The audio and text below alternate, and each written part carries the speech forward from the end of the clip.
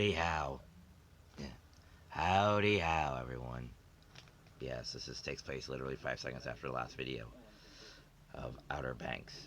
But in this, we will talk about amphibia. Yes, that's right, amphibia. Um, Helicopter. A- anyway, I decided to get into this. Remember, I don't have cable. This is just video, so I don't have cable anymore. Um, so I was told that amphibia.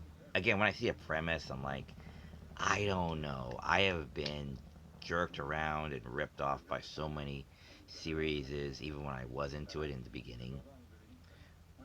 The premises lately for the past 20 years kind of just, I don't know. I don't know. Give me a premise, I'm like, I'm skeptical because you're telling me a summarized version. Remember, all the best parts of this show, you know, when I actually saw an episode of My Little Pony, not the trailers or promos for My Little Pony, but an actual episode for My Little Pony, then I was hooked. So when I see the story say it for itself, see the whole thing through, and I make the judgment. Do I like it? So yeah. So when I heard people mentioning amphibia and seeing it in listings, I'm like, okay, that's a thing. Not really caring because again, it might be stupid. Again, I don't know. And I don't want to get into something that might be stupid or too much out of context. I like to watch it from the beginning, and watch it through. But getting that truth and getting all of the summarized truth in a trailer or premise is very rare because a lot of corporations lie their freaking ass off about what their product is. I've been this. Don't say like, well, he doesn't know what he's talking about. I do. I watch a lot of movies. What do you think I'm surrounded by? Movies, movies, movies. You know. So I've seen a lot of trailers. I know when they lie, which is a lot. But every so often, someone comes in, explains exactly what it is, and it's good. And I like it. I say, okay, there's a premise. It explains itself. Doesn't feel like it's hiding a whole lot like the He-Man's and Master of the Universe, but it's all just action beats. And look, there's He-Man. So he must be in the show, right? You know. So I didn't see any of the promos. I don't recall seeing any real clips. I was just told about Amphibia, and I decided to check it out. You know. So much like DuckTales, much like The Owl House, much like Amphibia, I gave it a chance, and I rather kind of liked it. Since Owl House and Amphibia are more original content, I liked it more. DuckTales is a bit of a mixed bag for me because it's as imaginative, inventive, and overlapping from Toon Disney Afternoon, or Disney's Afternoon. It kind of just does some things that kind of I don't like. Nitpicky, and it's kind of. But anyway, yes. DuckTales is still a good series. The modern one is still a good series. I still recommend it as something to kind of dip your toe into. But we're not here for that. Anyway, so Amphibia. So watching it on Netflix from the beginning, I thought, okay, the show is pretty good. It's a little sporadic. I only saw like the first episode, and then I saw the ending of season one, and then I went back and saw a couple more episodes from season one and everything from season two. And then I just started seeing things kind of sporadically. Then I saw the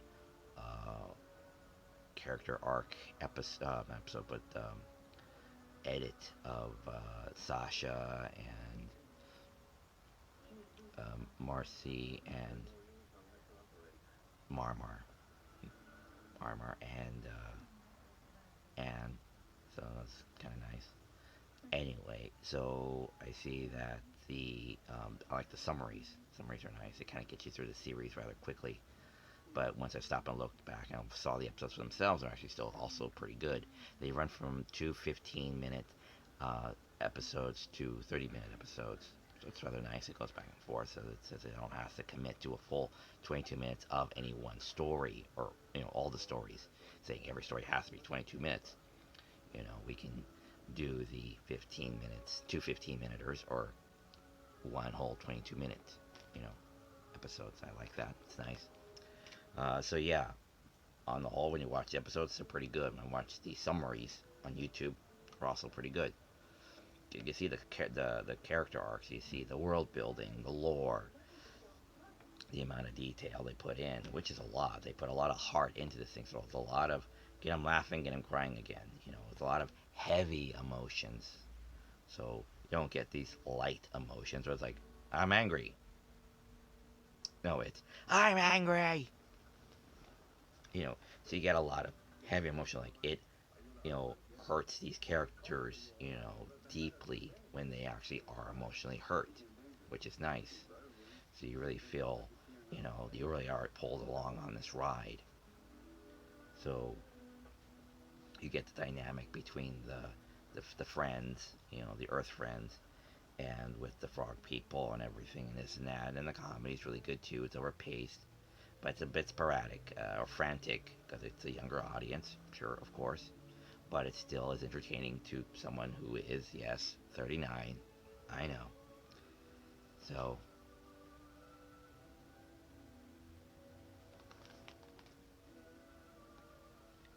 that's what romantic music sounded like back in the day.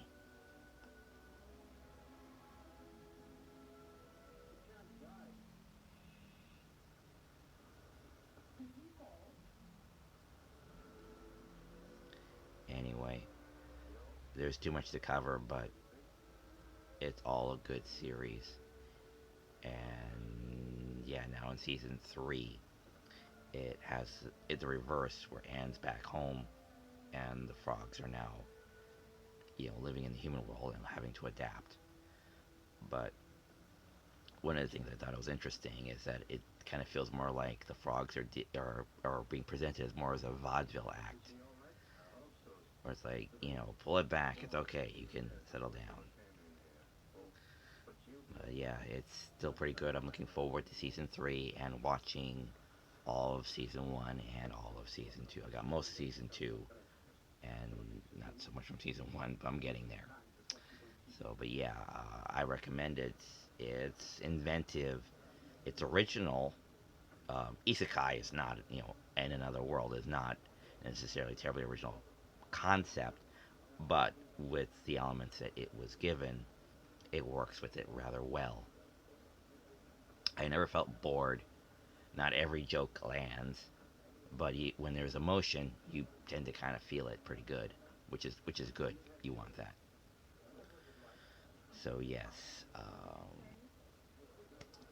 and maybe someday in the future we'll get an Owl House and Amphibia crossover. They did a mock crossover for Comic Con, which someone did animate because they said at the end, I'm waiting for someone to fan animate that, and they did. I just got done watching it actually on oh wait, that's what's on the Cinema Stops channel. Sorry, let me go back here. Library history. Yeah, you can find the fan animation on where is this? Or on Nick Lel.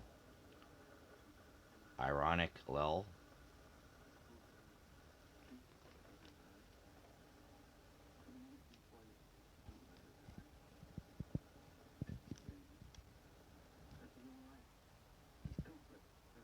Yeah.